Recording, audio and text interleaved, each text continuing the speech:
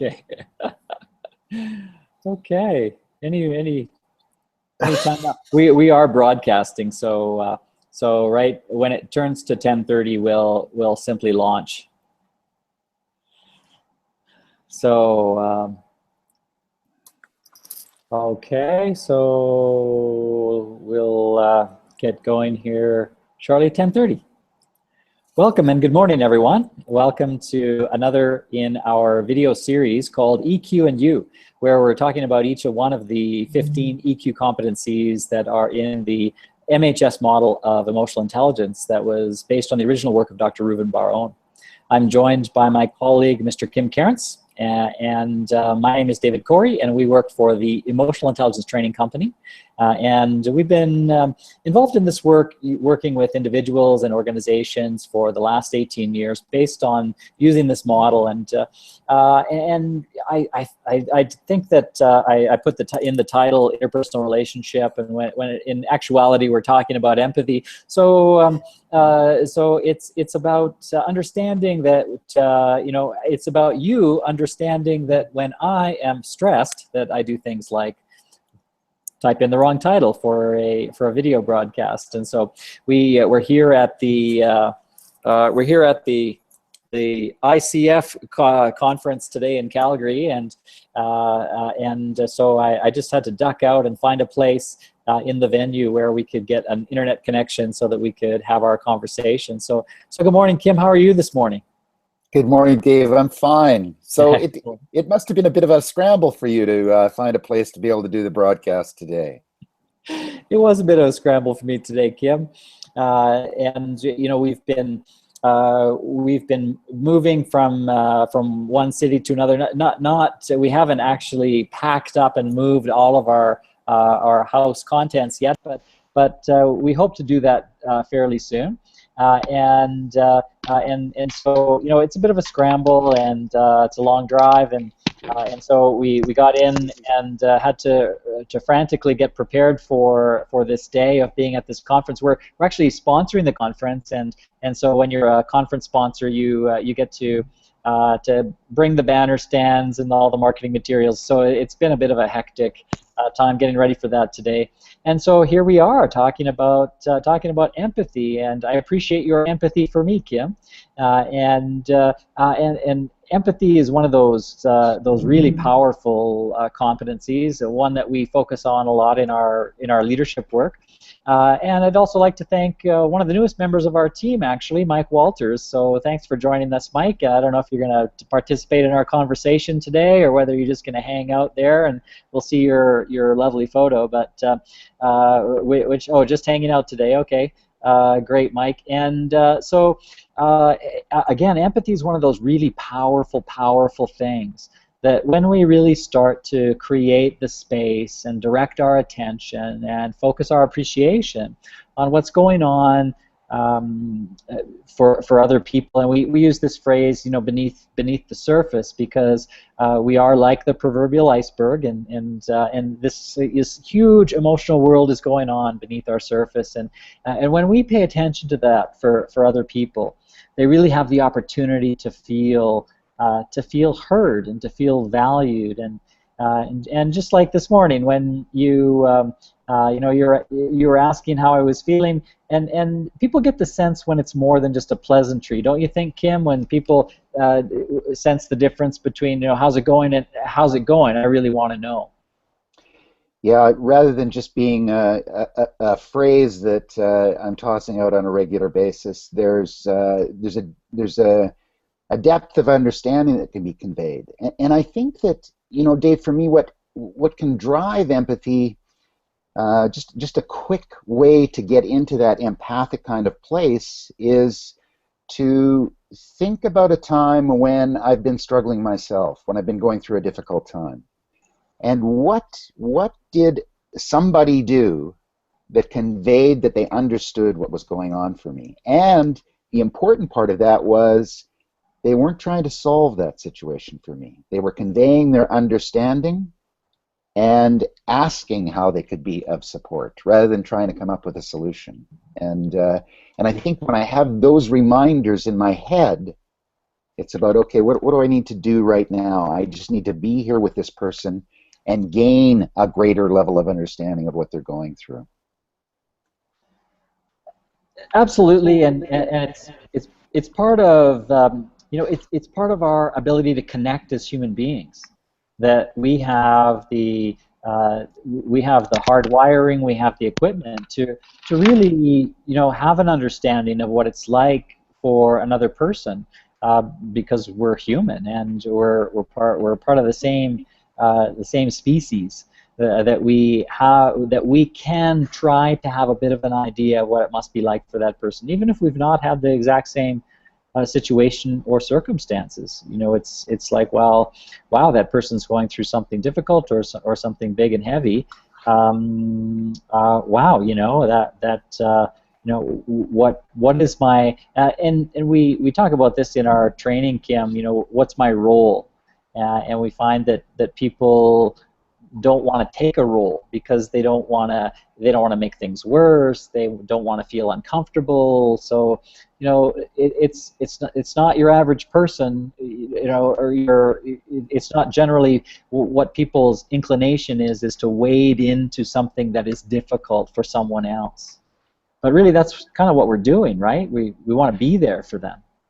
Yeah, absolutely. It is switching from, oh, this looks like more than I can handle, I think I'd best avoid this situation, to actually being willing to be immersed fully in that situation and be playing a supportive role.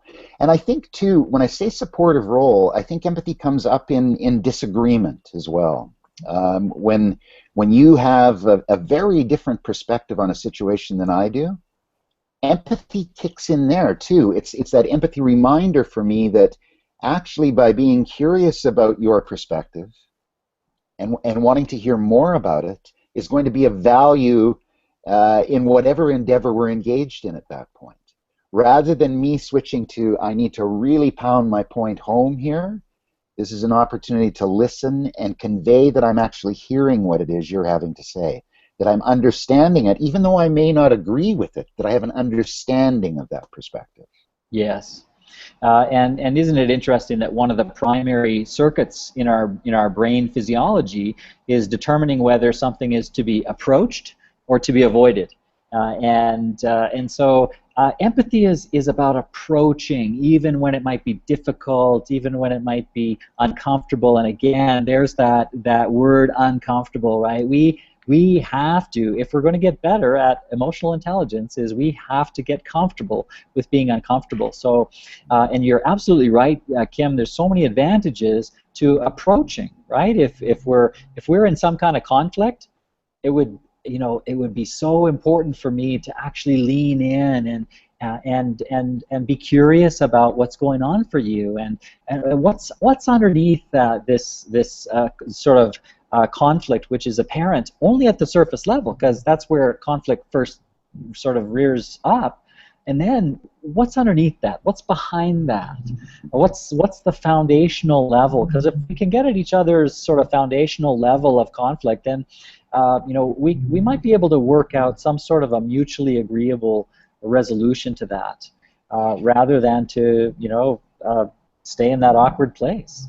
Absolutely, and if you're approaching me with inquiry, and I'm getting a sense that you are authentically interested in my perspective and more of a description of it, what that's going to do for me is increase my level of wanting to understand your perspective more too.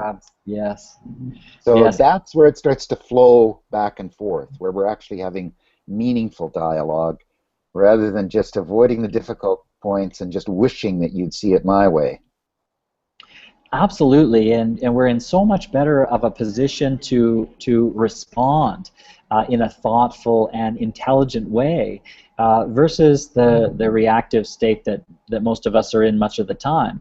So merely reacting to something that someone else has done or said, rather than really being curious about it. And curiosity and empathy have this really interesting co-relationship with each other, and sort of really being curious about, I wonder what it is like for that person. What is it like to be the one who has all the responsibility for a particular outcome, or what is it like to be the new guy, or what's it like to be the woman who has a different perspective than the rest of the team, or whatever the case may be, but to be curious about that and to sort of go to that person. And we know that empathy is absolutely life-giving, right? It just when people feel like someone bothered to inquire, someone bothered to check it out, and of course, what's underneath empathy, Kim, is of course care and compassion and these things, and so it's very difficult to demonstrate empathy when we really don't care. Mm-hmm. And that care cannot be faked. It can't be faked. Yeah, or people try though, right? They try to care, and of course we can tell that immediately when it's insincere, and we just need authentic caring. So people need to find out what it is that they care about with respect to the various people that are in their lives, and determine that this person is important to me, and so I do care about them, and therefore I care what's going on beneath that surface. Well, and Dave, just a recent example in our working life for me is we just finished up our fourth year of involvement with the Gold College Leadership Program at U of A, and so we were there doing 3 days of training, and empathy rose up, I think, for both of us in terms of hearing from a number of different faculties just how complex the leadership roles were at the U of A. So we come into that training with our understanding built to this point about how to deliver some information and strategies that would be of help to people in those leadership positions. But I think the empathy for me rose up when people started to really describe just how complex their roles were, how complex it was in terms of how they became selected for those roles, and then how that unfolded for them. So empathy actually has fed our development of our training for next year, for our 5th year of involvement with Gold College.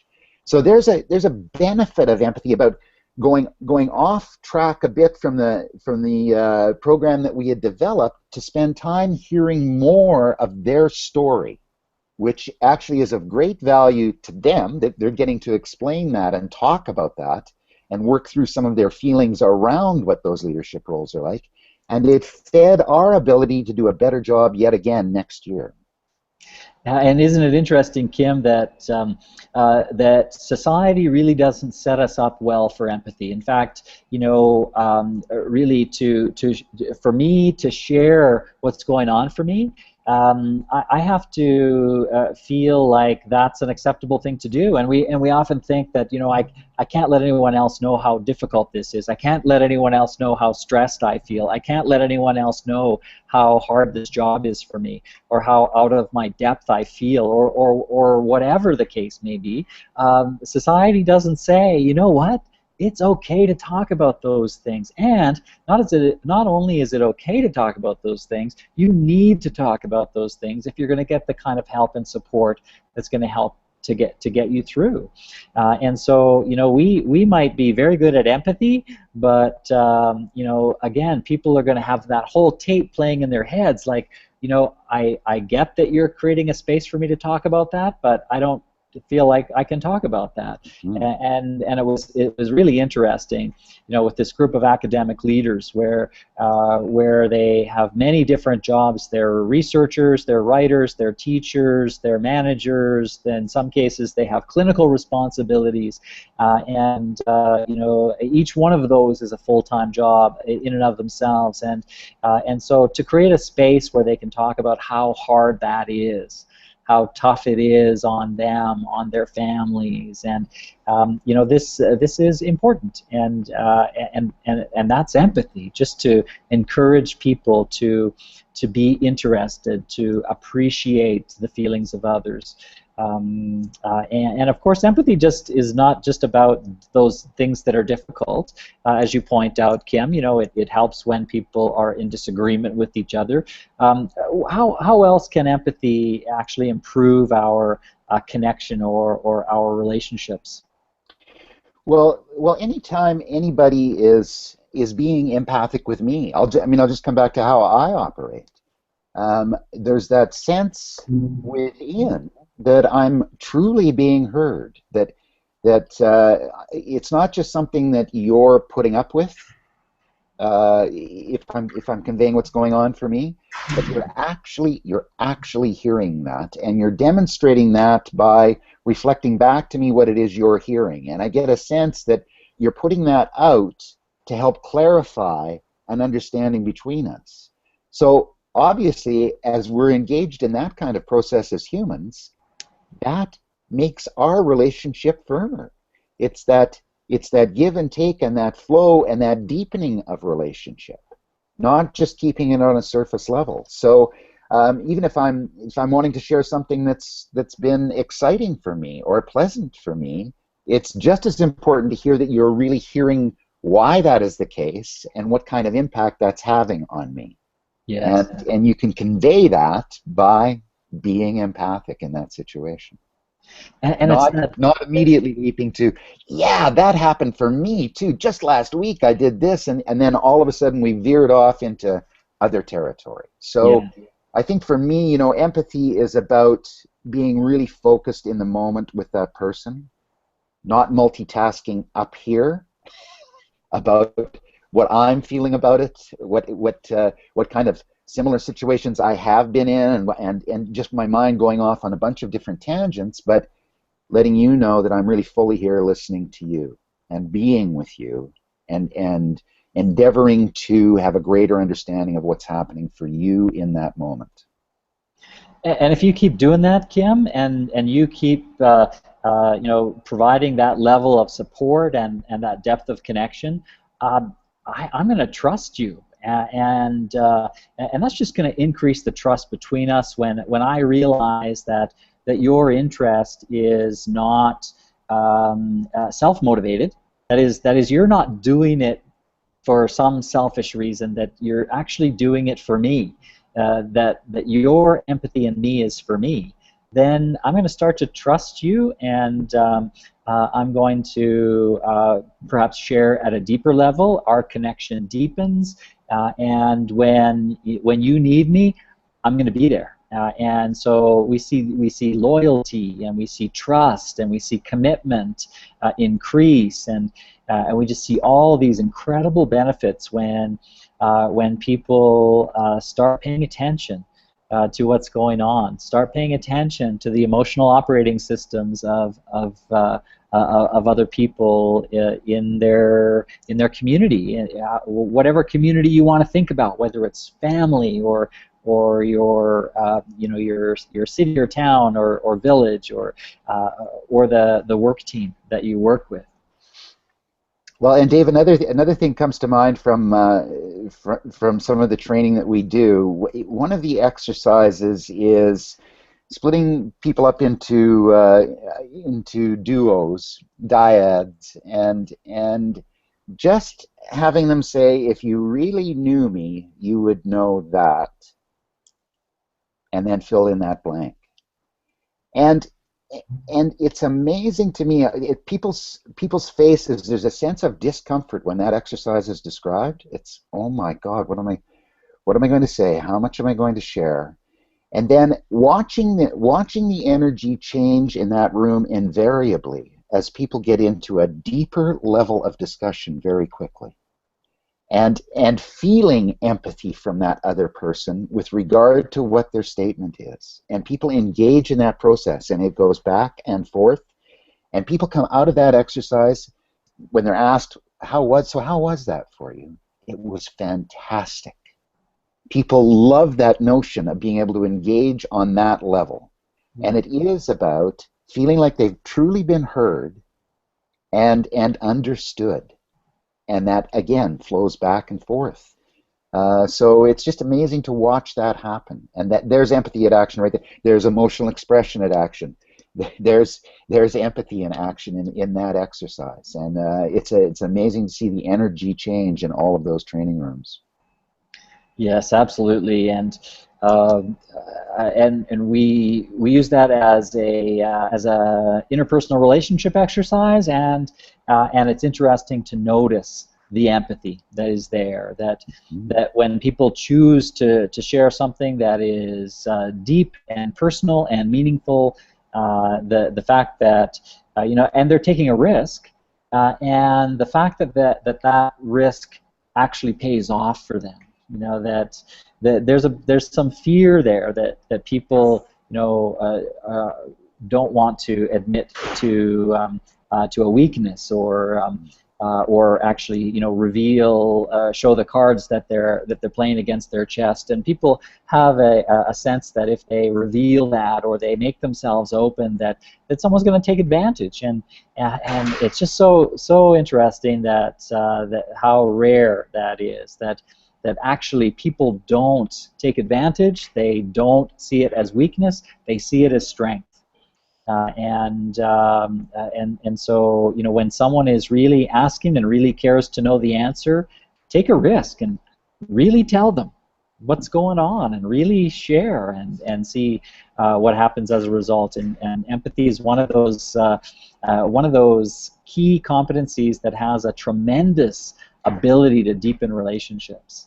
And we need to practice, because we're not used to it, and society really warns us away from it, because because it's uncomfortable. It could get messy. People could cry if we started practicing more empathy. I've lost your audio, Dave.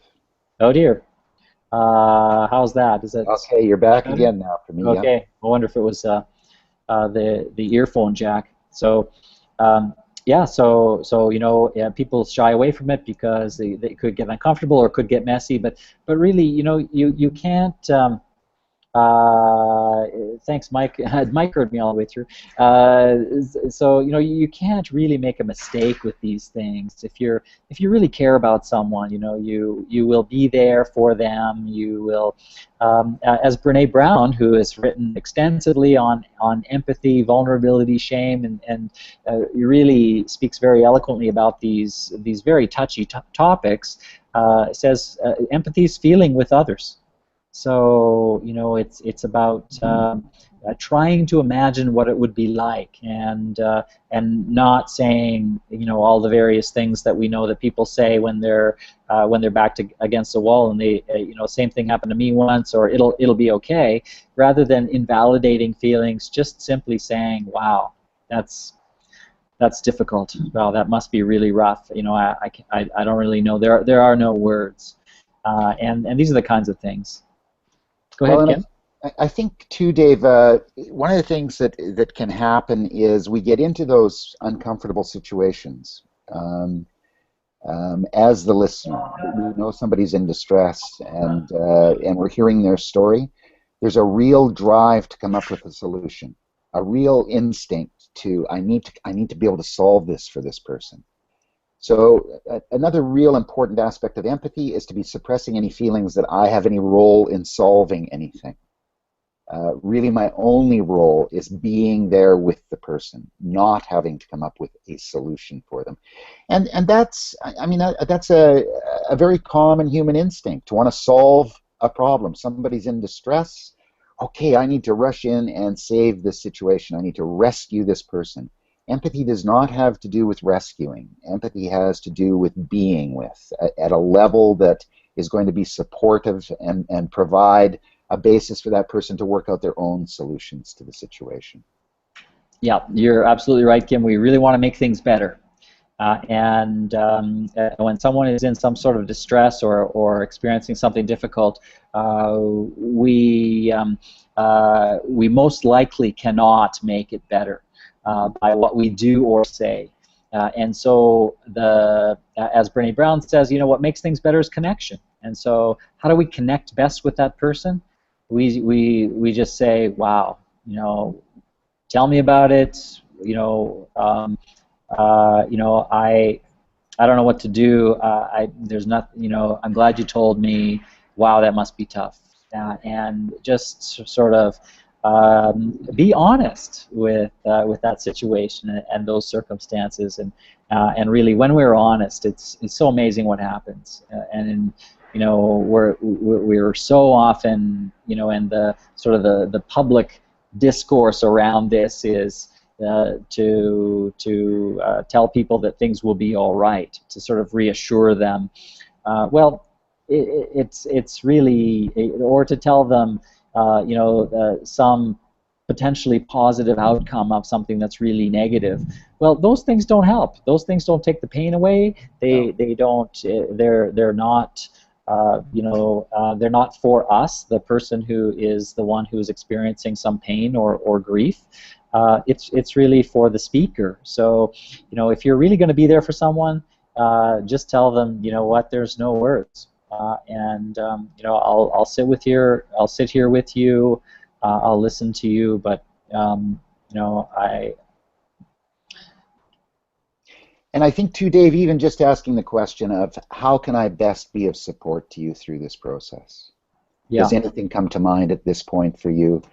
If not, then I can just be with you. I mean, being comfortable talking about that and inquiring about how I could best be of support. And I think that there's a reluctance there because, oh, I'm going to get even deeper into this situation that feels uncomfortable for me. So there again is a time to just, okay, let's quiet that voice down internally and just again be there with the person.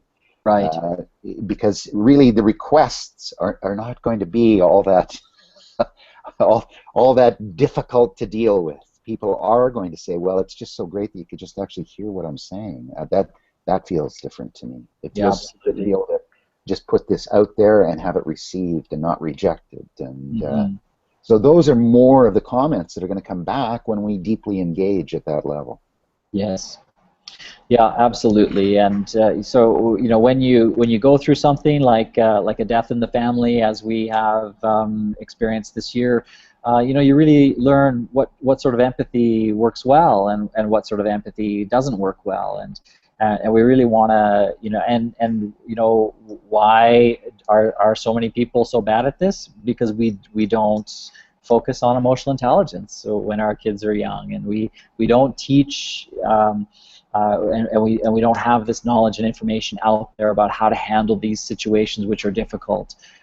We don't prepare each other for them. We simply are in them, and then it's trial by fire, and then, you know, we end up saying dumb things and things that aren't helpful, and when really that's not our intention. Our intention is to support, to care for our friends and loved ones, our employees, because we, you know, we want to provide that level of support to them as leaders, but there are all these barriers out there to doing it well.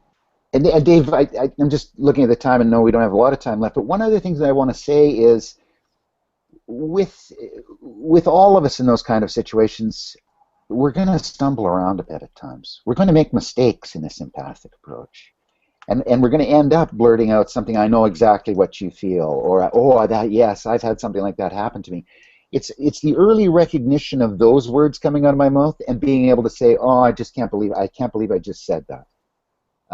That really has no value to you, and I understand that in this moment.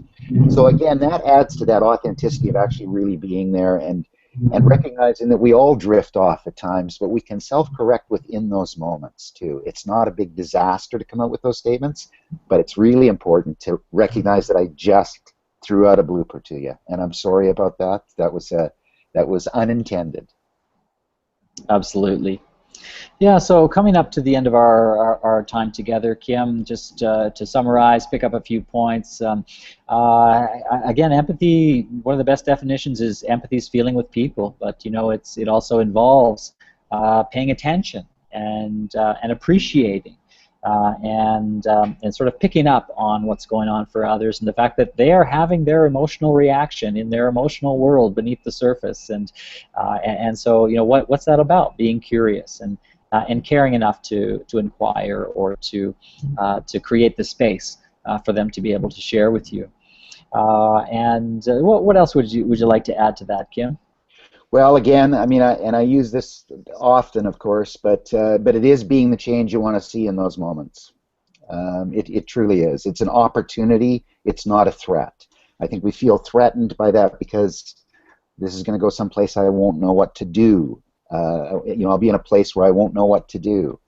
And just to be able to shed that thought and be the change you want to see, because if I'm going through a difficult situation or a celebratory situation, I want to be able to share that at a deeper level than we often do in society. Absolutely. And so, once again, I'm David Corey from the Emotional Intelligence Training Company, and I'm here with my colleague Kim Cairns.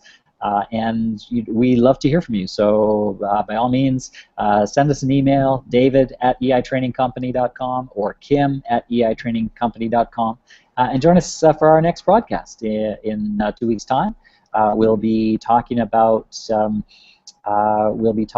social responsibility, I believe it is, Kim. And once again, we hope you join us and look forward to hearing from you. So from the Emotional Intelligence Training Company and beautiful sunny Calgary, Alberta, Canada, I will say goodbye for now and turn it over to you, Kim, to wrap up.